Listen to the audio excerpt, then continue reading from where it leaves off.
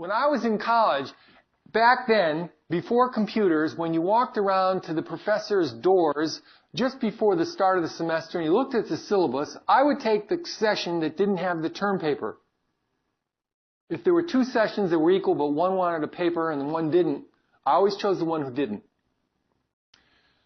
I used to hand in papers in English, freshman English, and the professor would hand back a marked up page in red with more marks than I had made when I turned it in. This is not a sentence. So when I got out of college, I was traumatized. There was no way I was ever going to write again for the rest of my life if I could help it. And then one day I worked for a small firm, a consulting firm, but again, follow the corollary. Could have been a law firm. And I wasn't billing for a couple of days, and the head of the firm knew I wasn't billing. I went in and I asked him, what can I do during this downtime? He said, well, why don't you write an article? The thought had never occurred to me. I put together 10 tips on survival for small business, 1 paragraph each, really simple. Put in an opening, put in a closing, boom. We had 12-paragraph article, sent it out, a couple of publications. Eventually one of them took it. I got hooked. I wrote another article. I got hooked. I wrote another article. Pretty soon I devised a system because it became a priority issue. This was a way to help promote the firm.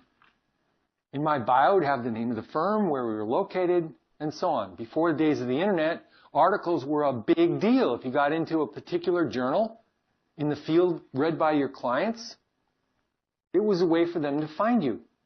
So it became a priority issue.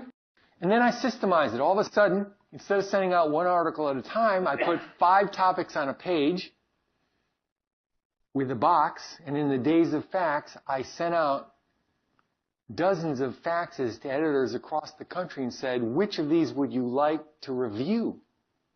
Most would never reply, but some would reply, and some would check off 2 or 3 boxes. So pretty soon, instead of a couple articles a year, it mushroomed into 10 and 20 and 30. Pretty soon it got up to 100. The point of all this is it came as a result of a singular focus on the task at hand.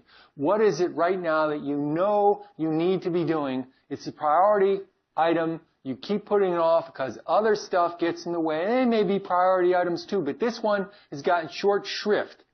You put it off, put it off, put it off. What day will you carve out for yourself? What morning will you go into a room where no one can find you and do the work?